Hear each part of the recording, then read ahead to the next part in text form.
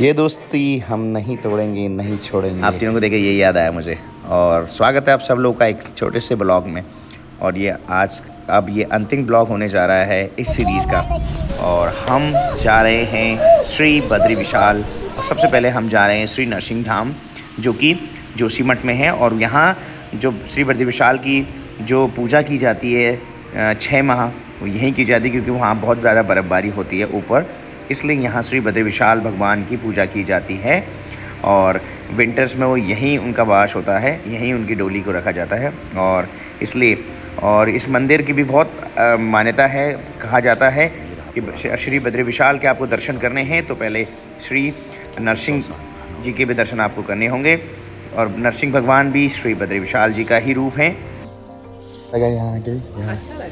यहाँ भी एक नए तरीके का ना, और यहीं पे जो हम सुनते हैं ना उनसे बहुत अलग है। मतलब हाँ, हर चीज़ आके ही हर चीज़ का पता चल सकता है। हाँ, देख के क्योंकि जो वीडियोस में दिखाया जाता है वो अलग है, जो बताया जाता है वो तो बिल्कुल ही अलग है।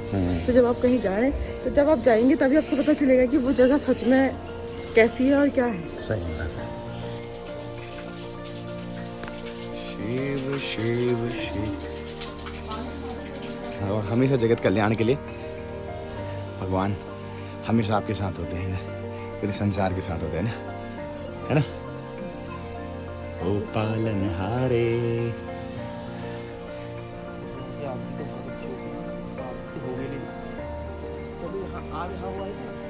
कृष्ण का मंदिर भी होगा, भगवान श्री कृष्ण का मंदिर भी हो गया। और अब हम जा रहे हैं श्री बद्री विशाल की तरफ। बोले बद्री विशाल की जय। यहाँ रोड दिखना आरती।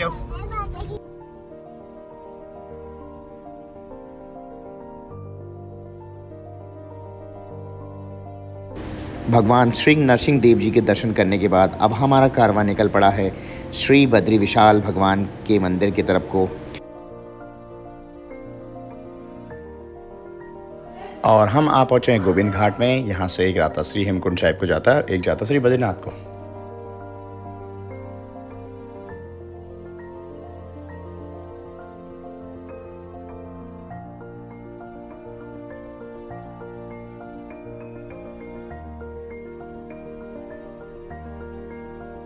गाड़ी हमारे आगे जा रही है, अब किडनैपिंग करने जा रही है। ऐसा हमें मूवियों से याद आ रहा है। हर मूवी में ये गाड़ी किडनैप करेगी, ऐसा कहा जाता है। कहा क्या मूवी में देख देख के परेशान हो गए। नंबर भी राजस्थान में। हाँ, इधर लोकल कभी नहीं हो। किडनैप करके ले जा रहा हूँ। राजस्थान के तो होते हैं वैसे।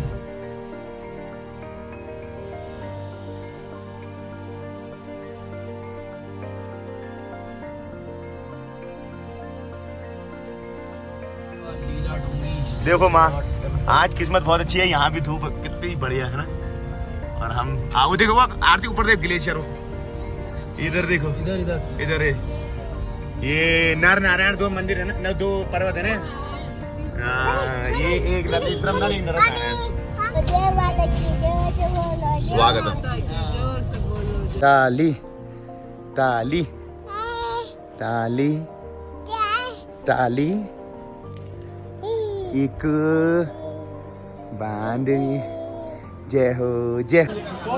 और हम लोग पढ़ रहे हैं श्री बद्रीनाथ जी के मंदिर की तरफ। और भक्तों की भीड़ देखते ही बनती है, लोग की आस्था देखते ही बनती है।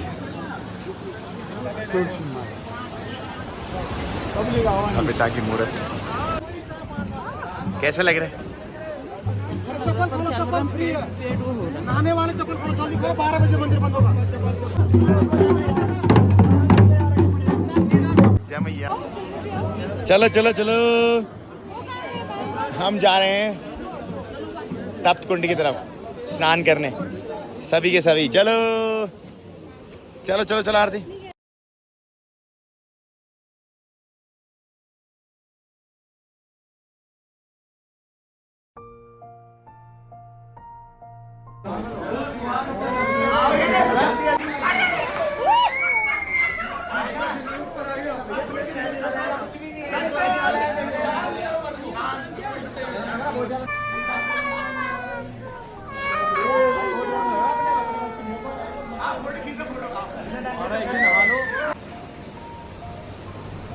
और हम यहाँ पे एकलव्य का आज इसके बाल संस्कार। चलो श्री बद्री विशाल भगवान के दरबार पे। आज हम लोग यहाँ पे आयुष्मान एकलव्य के बाल काटने आए हैं। ये है पंडित जी और ये सामने कौन सी नदी है? ये अलकनंदा है ये अलकनंदा है और ये है श्री बद्री विशाल।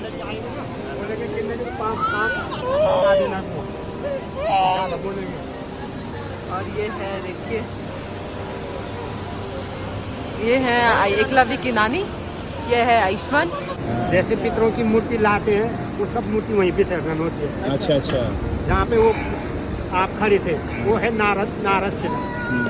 जहाँ पे तप्त कुंड है वो है मार्कंडेय शिला। उसके ऊपर आदि केदारेश्वर है जो ऊपर शिव है वहाँ पे, वो है गरुड़ शिला। और बलिकुल के नीचे है नरसिंह शिला। पंचशिला मध्य अमुक गोत्रपन भारत नो काश्यप गोत्रपन अमुक नाम अपना अपना नाम लो, अपनी अपनी राशि लो।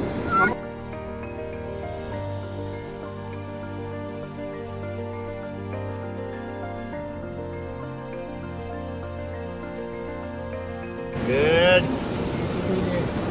आवाज तो है नैना नैना कोई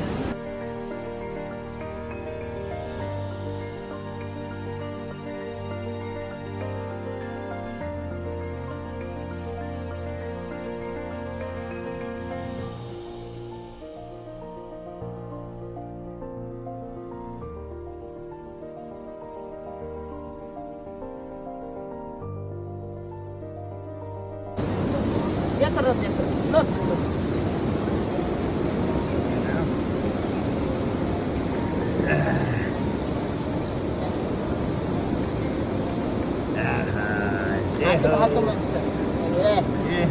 बोलो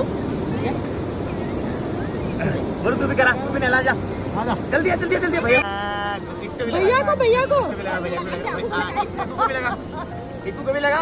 जाकर आपको लगा दो, पहले आपने लगा अभी को लगा दे। आराम से आराम से। एक कुकर लगा दो। अरे वाह। ले इससे भी नहला दे, नहला दे। ऐसे कर ऐसे। जैसे बुआ को नहलाए। ये नहला। Good boy. शाबाश। यहाँ हां हो गया। ये यहाँ पे है ना, ये पानी आता है। हां अग्नि देवता ने यहाँ पे 30,000 वर्ष तपस्या किया हां है। भगवान बद्री विशाल जी ने उनको वरदान दिया कि आप यहाँ पे जल के रूप में प्रकट हो इसलिए गरम तप। इसलिए तप्त कुंड है ये गर्म पानी। और गरुड़ गरुड़ शिला विष्णुवान बनने के लिए गरुड़ जी ने यहाँ पे 60,000 वर्ष तपस्या करी। उसके बाद और बद्री विशाल जी की कहानी क्या है, थोड़ा सा बताएंगे जल्दी जल्दी।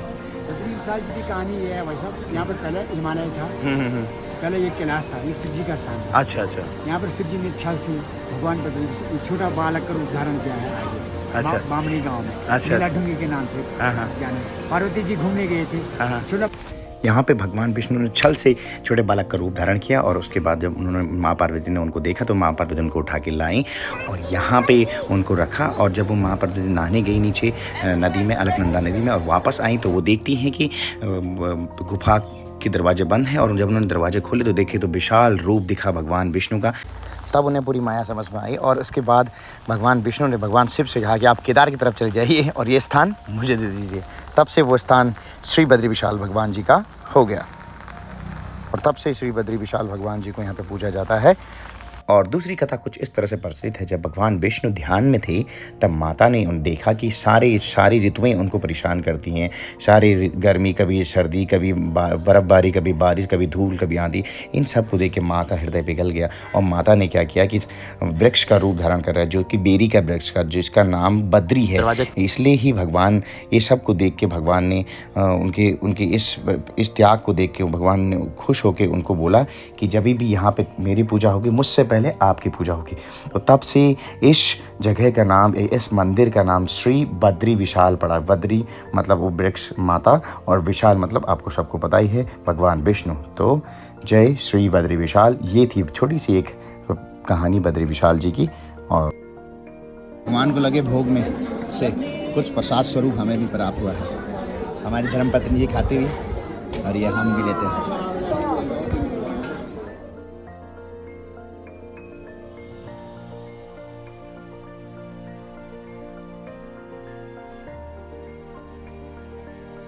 और अब हम जा रहे हैं माणा गांव की तरफ। माणा गांव जो कि अपना इंडिया का लास्ट विलेज है इसलिए फेमस है, और मुझे लगता है कि उससे ज़्यादा फेमस है क्योंकि वहाँ पे वेद व्यास जी द्वारा की गई सारे वेदों की रचना, सारे ग्रंथों की रचना, महाभारत की रचना वो उन्होंने वहाँ पे की। और वो वहाँ पे एक व्यास पोथी के रूप में आज भी विराजमान है, जो कि भोजपत्र था, जो कि कलयुग के आने के बाद वो भोजपत्र अब पत्थर में तब्दील हो गया है, और जिसका स्वरूप आज भी वहाँ पे विराजमान है। कहा जाता है कि भगवान गणेश ने जो कि महाभारत लिखते उनका जो कलम था वो टूट गया था, और उसको लिखने के लिए उन्होंने कलम लिखने को जारी रखने के लिए उन्होंने अपने दांत तोड़ के वो कथा को लिखना जारी रखा, या महाभारत को लिखना जारी रखा। और उसी दिन से उनका नाम एक दंत पड़ा, एक दंत दयावंत चार भुजाधारी। आपने सुना ही होगा। वेद व्यास जी को पता था कि जब द्वापर युग खत्म होने वाला था और कलयुग आने वाला था, तो उन्होंने जो भागवत पुराण की रचना करी, और जो कि मनुष्य कल्याण के लिए आज भी उपस्थित है। अब हम आ गए हैं माँ सरस्वती नदी के किनारे। ये मंदिर ये पहली बार मैं देख रहा हूँ वो बन रहा है। पिछली बार जब मैं आया था तब नहीं था, लेकिन इस बार ये मंदिर बन रहा है और बहुत अच्छा लग रहा है मंदिर को देख के। और माँ सरस्वती जो कि आपको भी पता है ज्ञान की देवी हैं, वो उनके दर्शन होने मात्र से ही मेरा मन बस मंत्रमुग्ध हो गया है। और चलिए अब वापस चलते हैं। पूरे रास्ते भाई ये दोनों बाप बेटे ऐसे ही आए हैं। ये इसके पिताजी खुद ये बने हुए हैं, और यहाँ से भी ये ऐसे ही जाएंगे। आप देखते जाइए आप।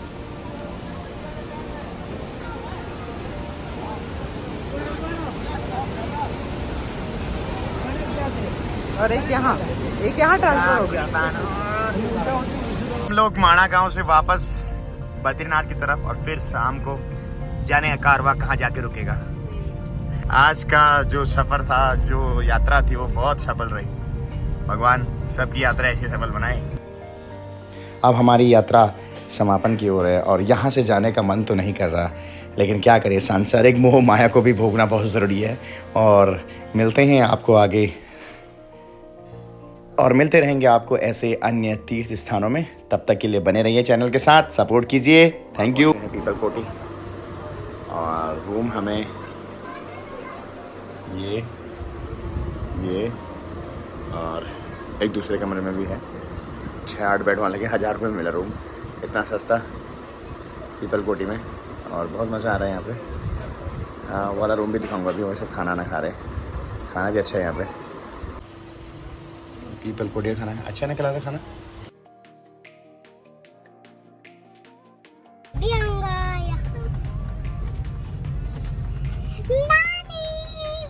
तुम्हारे घर आ गया है।